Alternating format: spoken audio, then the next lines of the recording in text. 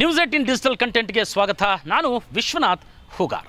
ರಾಜ್ಯದ ವಾಲ್ಮೀಕಿ ಅಭಿವೃದ್ಧಿ ನಿಗಮದಲ್ಲಿ ನಡೆದಂತಹ ಬ್ರಹ್ಮಾಂಡ ಭ್ರಷ್ಟಾಚಾರ ಪ್ರಕರಣಕ್ಕೆ ಸಂಬಂಧಪಟ್ಟಂತೆ ಮತ್ತೆ ರಾಯಚೂರು ಗ್ರಾಮಾಂತರ ಶಾಸಕ ಮತ್ತು ವಾಲ್ಮೀಕಿ ಅಭಿವೃದ್ಧಿ ನಿಗಮದ ಅಧ್ಯಕ್ಷರು ಆಗಿದ್ದಂತಹ ಬಸನಗೌಡ ದದ್ದಲ್ ಅವರಿಗೆ ಮತ್ತೆ ನಡುಕ ಶುರುವಾಗಿದೆ ಅನ್ನುವಂತಹ ಪ್ರಶ್ನೆ ಇದೀಗ ಮತ್ತೆ ಮುನ್ನೆಲೆಗೆ ಬಂದಿದೆ.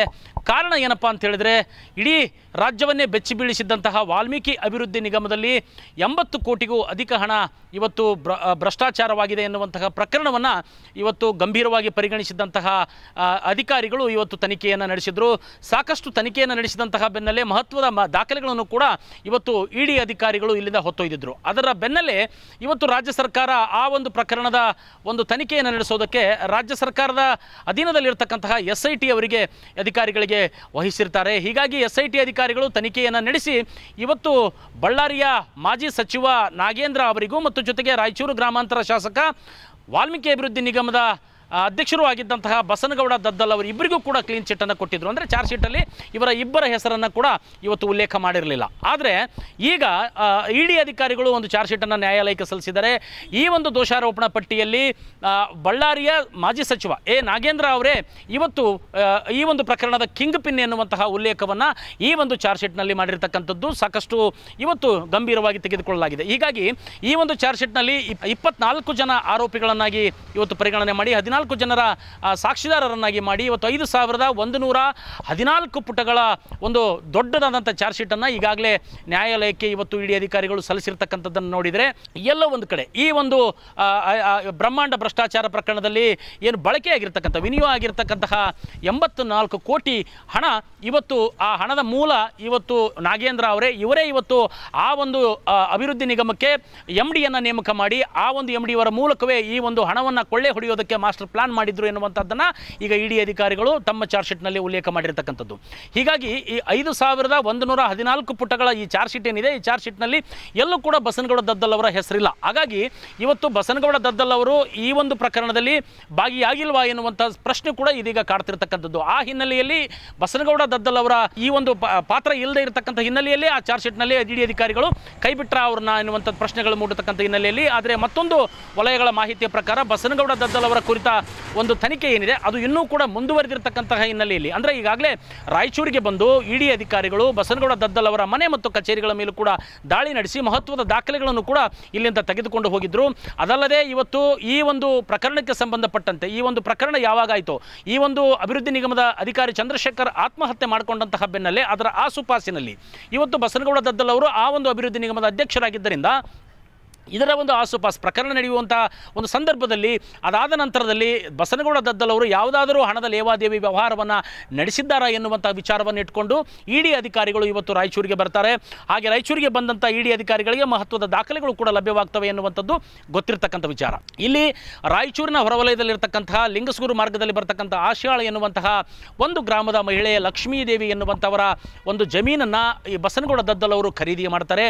ಹಾಗೆ ಖರೀದಿ ಮಾಡಿದಂಥ ಭೂಮಿಗೆ ಕೋಟ್ಯಾಂತರ ರೂಪಾಯಿ ಹಣವನ್ನು ನಗದು ರೂಪದಲ್ಲಿ ಇವತ್ತು ದದ್ದಲ್ ಅವರು ಲಕ್ಷ್ಮೀದೇವಿಗೆ ಕೊಟ್ಟಿರ್ತಾರೆ. ಹಾಗಾಗಿ ಮಹಿಳೆ ಲಕ್ಷ್ಮೀದೇವಿಯ ಮನೆಗೂ ಕೂಡ ಇಡಿ ಅಧಿಕಾರಿಗಳು ಭೇಟಿ ನೀಡಿ ಮಹತ್ವದ ದಾಖಲೆಗಳನ್ನು ಸಂಗ್ರಹಿಸಿ ಬಸನಗೌಡ ದದ್ದಲ್ ಅವರು ನೀಡಿರ್ತಕ್ಕಂಥ ಹಣವನ್ನು ಏನು ಮಾಡಿದ್ರಿ ಎನ್ನುವಂಥ ಪ್ರಶ್ನೆಯನ್ನು ಮುಂದಿಟ್ಟಂಥ ಸಂದರ್ಭದಲ್ಲಿ ಲಕ್ಷ್ಮೀದೇವಿಯವರು ಆ ಒಂದು ದದ್ದಲ್ ಅವರು ನೀಡಿರ್ತಕ್ಕಂಥ ಸಂಬಂಧಿಕರ ಹೆಸರಲ್ಲಿ ಆ ಒಂದು ಜಮೀನನ್ನು ಖರೀದಿಸಿ ಆ ಜಮೀನಿಗೆ ಪ್ರತಿಯಾಗಿ ನೀಡಿರ್ತಕ್ಕಂಥ ಹಣದಲ್ಲಿ ಲಕ್ಷ್ಮೀದೇವಿಯವರು 2 ಮನೆಗಳನ್ನು ಇವತ್ತು ರಾಯಚೂರಿನ ಆಶಾಪುರ ರಸ್ತೆಯಲ್ಲಿ ಬರ್ತಕ್ಕಂಥ ರಾಯಲ್ ಫೋರ್ಟ್ ಎನ್ನುವಂಥ ಖಾಸಗಿ ಹೋಟೆಲ್ನ ಹಿಂಭಾಗದಲ್ಲಿ ಖರೀದಿ ಮಾಡಿರ್ತಾರೆ. ಹಾಗೆ ಮಕ್ಕಳ ಹೆಸರಲ್ಲಿ ಖರೀದಿ ಮಾಡಿದಂಥ ಆ 2 ಮನೆಗಳ ಗೃಹ ಪ್ರವೇಶ ಆ ದಿನವೇ ಇರ್ತದೆ. ಅಂದರೆ ಇಡಿ ಅಧಿಕಾರಿಗಳು ಯಾವ ದಿನ ದಾಳಿಯನ್ನು ಮಾಡಿದರೂ ಆ ದಿನವೇ ಗೃಹ ಪ್ರವೇಶ ಇರ್ತದೆ.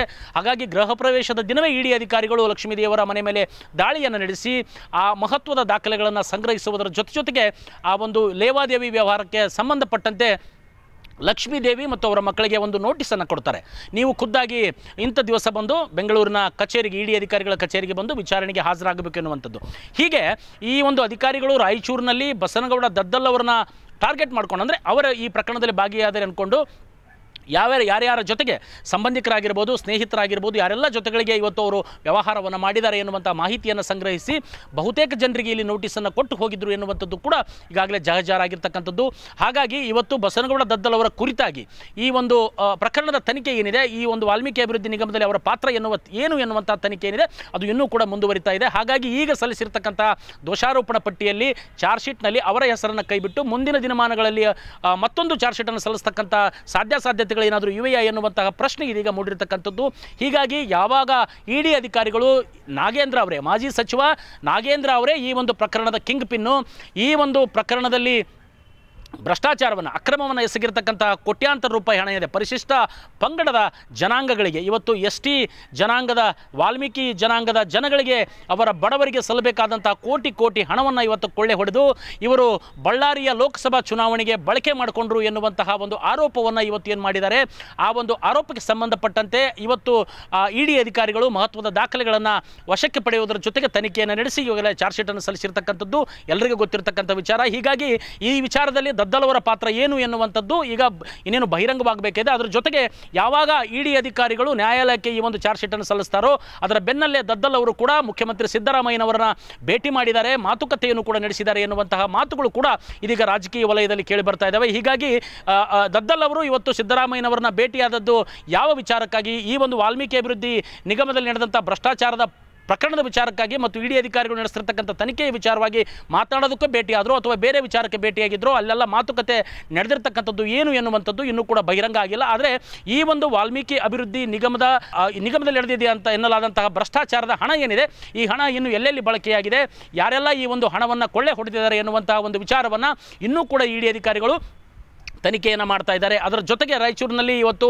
ಬಸನಗೌಡ ದದ್ದಲ್ ಅವರು ಅವರ ಮಗನ ಹೆಸರಲ್ಲಾಗಿರ್ಬೋದು, ಅವರ ಸಂಬಂಧಿಕರ ಹೆಸರಲ್ಲಾಗಿರ್ಬೋದು ಖರೀದಿ ಮಾಡಿದಂಥ ಭೂಮಿ ಈ ಒಂದು ಕೊಂಡುಕೊಳ್ಳೋದಕ್ಕೆ ಹಣವನ್ನು, ಈ ವಾಲ್ಮೀಕಿ ಅಭಿವೃದ್ಧಿ ನಿಗಮದಲ್ಲಿ ನಡೆದಂಥ ಭ್ರಷ್ಟಾಚಾರದ ಹಣವನ್ನು ಇಲ್ಲಿ ಹಾಕಿದ್ರಾ ಅಥವಾ ಇಲ್ವಾ ಎನ್ನುವಂತಹ ಸಾಕ್ಷಿಗಳನ್ನು ಕಲೆ ಹಾಕುವುದರ ಜೊತೆಗೆ ತನಿಖೆಯನ್ನು ಮುಂದುವರಿಸಿದ್ದಾರೆ. ಹಾಗಾಗಿ ಮುಂದೊಂದು ದಿನ ಎಲ್ಲಿ ನನಗೆ ಇದು ಮತ್ತೆ ಉರುಳಾಗುತ್ತೋ ಎನ್ನುವಂತಹ ಆತಂಕ ಮತ್ತು ಡವಡವ ಬಸನಗೌಡ ದದ್ದಲ್ ಅವರ ಎದೆಯಲ್ಲಿ ಶುರುವಾಗಿದೆ ಎನ್ನುವಂತಹ ಮಾತುಗಳು ಇದೀಗ ರಾಯಚೂರು ಗ್ರಾಮಾಂತರ ಕ್ಷೇತ್ರದಲ್ಲಿ ಮಾತ್ರವಲ್ಲ ಇಡೀ ಜಿಲ್ಲೆಯಲ್ಲಿ ಕೇಳಿ ಬರ್ತಾ ಇದ್ದಾವೆ. ಕನ್ನಡಿಗರ ಮೆಚ್ಚಿನ ನಿಮ್ಮ ನ್ಯೂಸ್ 18 ಕನ್ನಡ ಈಗ ವಾಟ್ಸ್ಆಪ್ನಲ್ಲಿಯೂ ಲಭ್ಯ. ಕರ್ನಾಟಕ ಮತ್ತು ದೇಶ ವಿದೇಶದ 360 ಡಿಗ್ರಿ ಸುದ್ದಿ ವಿವರವನ್ನ ನೀವು ನಿಮ್ಮ ಕೈ ಬೆರಳುಗಳಲ್ಲಿಯೇ ಪಡೆಯೋದಿಕ್ಕೆ ಈ QR ಕೋಡ್ ಅನ್ನು ಸ್ಕ್ಯಾನ್ ಮಾಡಿ. ನಮ್ಮ ಚಾನೆಲ್ ಅನ್ನು ಫಾಲೋ ಮಾಡಿ, ನೋಟಿಫಿಕೇಶನ್ ಆನ್ ಮಾಡಿ.